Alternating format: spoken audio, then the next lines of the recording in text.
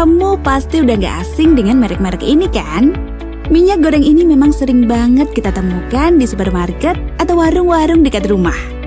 Dan biasa kita gunakan untuk goreng pisang, ubi, telur, ayam, sampai tumis-menumis. Iya, rasanya gak lengkap bagian dapur kalau nggak ada barang satu ini. Nah, tapi nih ya, ngomongin minyak goreng, kira-kira kamu tahu nggak gimana prosesnya minyak ini sampai dia ada ke tanganmu? Hari ini Mimin akan paparkan gimana proses pembuatan minyak goreng pabrikan. Let's check this out! Sebenarnya ada berbagai macam jenis minyak goreng. Ada yang terbuat dari buah zaitun, kelapa, kelapa sawit, kacang tanah, jagung, kedelai, bunga matahari, dan kanola. Secara umum dipasarkan dua macam minyak goreng, yaitu minyak goreng nabati dari tumbuhan dan minyak goreng dari hewan. Terdiri dari talau alias minyak dari lemak sapi dan lor minyak lemak babi. Tapi kalau produk minyak goreng di Indonesia sih kebanyakannya dari nabati. Dulu sih minyak goreng dibuat dari minyak kelapa.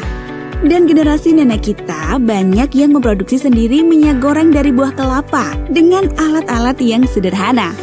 Tetapi sekarang minyak goreng sebagian besar bukan lagi diproduksi dari minyak kelapa, tetapi dari buah kelapa sawit dan sudah diproduksi dengan menggunakan teknologi modern. Nah, hal ini tuh juga nggak lepas sejak masuknya kelapa sawit di Indonesia tahun 1848 untuk percobaan. Setelah 4 tahun, buah sawit pun dinilai sangat menghasilkan dan menjanjikan ekonomi. Mulai dari situ, kemudian dibudidayakanlah kelapa sawit di Indonesia untuk diproduksi massal.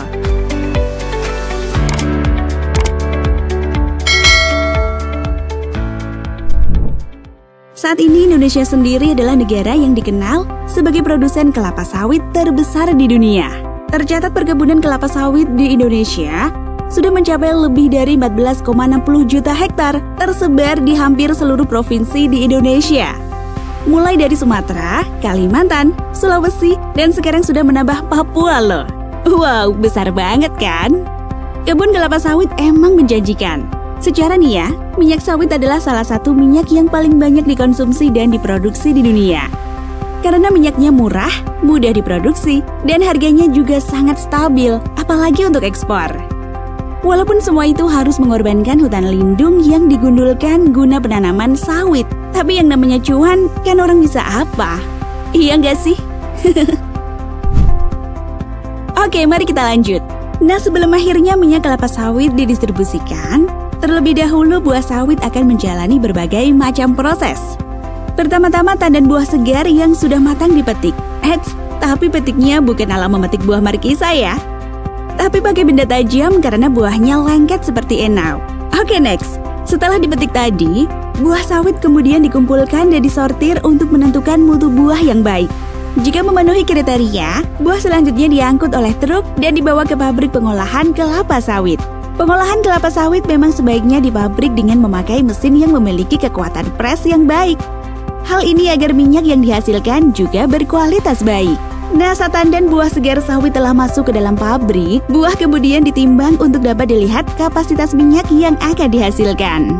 Selanjutnya, buah-buah dengan kualitas baik kemudian dikukus dengan uap air panas bertekanan 2,2 hingga 3 kg per cm untuk sekitar 90 menit. Tujuan dari perebusan ini berguna untuk sterilisasi dan membunuh enzim yang akan merusak hasil jadi dari minyak tersebut. Selain itu, juga untuk memudahkan saat pemerasan buah untuk diambil minyaknya. Perebusan buah juga memudahkan perontokan inti buah dari cangkangnya. Pada tahap perebusan ini juga sekaligus dilakukan pemisahan buah dari tandan menggunakan mesin thresher.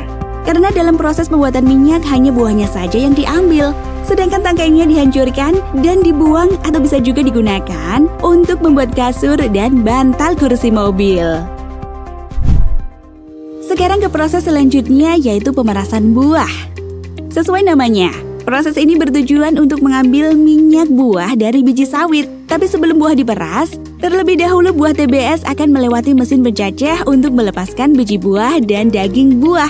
Hal ini memakai tekanan uap bersuhu antara 80 hingga 90 derajat. Setelah buah telah terlepas dari bijinya, maka buah dimasukkan ke dalam mesin pengompres. Pada tahap ini membutuhkan tambahan panas sekitar 10 hingga 15% dari kapasitas mesin pengompres. Jadi seluruh proses pembuatan minyak ini dikerjakan oleh mesin yang memiliki suhu yang super tinggi. Jadi gak bisa tuh dilakukan secara manual menggunakan tenaga manusia untuk hasil yang maksimal. Nah, hasil akhir dari pengompresan ini akan menjadi minyak sawit mentah atau dikenal dengan CPO yang masih bercampur dengan daging buah atau ampas buah. Mari ke langkah selanjutnya nih. Minyak mentah kasar yang dihasilkan oleh mesin pengompres tadi akan disaring dengan memasukkannya ke dalam crude oil tank yang bertugas memisahkan ampas dan minyak. Ampas yang terkumpul pada saringan akan diolah lagi menggunakan mesin debris carver untuk mendapatkan kandungan minyak yang masih terdapat di dalamnya. Pada proses penyaringan minyak ini, kondisi minyak belum sepenuhnya dapat digunakan karena masih bercampur dengan air dari uap. Sehingga butuh proses lagi untuk filterisasi agar sesuai dengan kadar minyak yang dibutuhkan. Nah, minyak mentah selanjutnya akan dimasukkan ke dalam tangki penyimpanan untuk memisahkan minyak dari airnya. Minyak yang telah terpisah dengan air belum 100% bebas air, jadi masih membutuhkan proses pemurnian lagi. Nah, cara pemurnian minyaknya itu dilakukan pada mesin vacuum dryer. Iya, seperti namanya.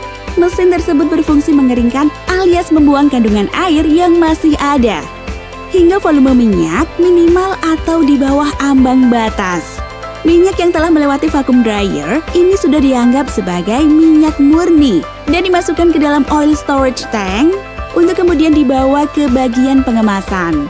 Pemurnian minyak juga umumnya dilakukan 2 kali nih guys, agar hasil pemurniannya benar-benar maksimal dan minyak goreng yang dihasilkan lebih jernih. Minyak yang telah melalui tahap pemurnian selanjutnya akan dimasukkan ke dalam truk muatan untuk dibawa ke pabrik pembuatan minyak goreng kemasan. Tapi sebelum tahap pengemasan, minyak murni tadi biasanya akan dipisahkan menjadi 2 kategori, yaitu padat dan cair. Nah, kalau yang padat biasanya dibuat menjadi mentega, sedangkan yang cair untuk minyak goreng. Untuk proses pemisahan ini biasanya akan memakan waktu belasan jam. Semakin lama prosesnya, semakin bagus hasil minyaknya. Semua proses ini dikendalikan oleh mesin-mesin canggih. Dengan teknologi tinggi, para petugas cukup mengontrol jalannya produksi di depan komputer. Wih, canggih bener kan? Nah, setelah proses pemisahan yang padat dan cair, selanjutnya minyak goreng akan didiamkan hingga mencapai suhu ruang. Kalau udah, minyak goreng siap dikemas. Proses pengemasannya pun ada 2.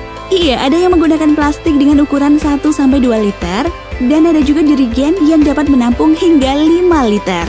Nah, kalau udah gitu, selanjutnya minyak kemasannya akan didistribusikan ke luar negeri. Ada juga yang supermarket dalam negeri, kios, warung kaki lima, dan hingga masuk ke dapur kita untuk digunakan berbagai macam hal.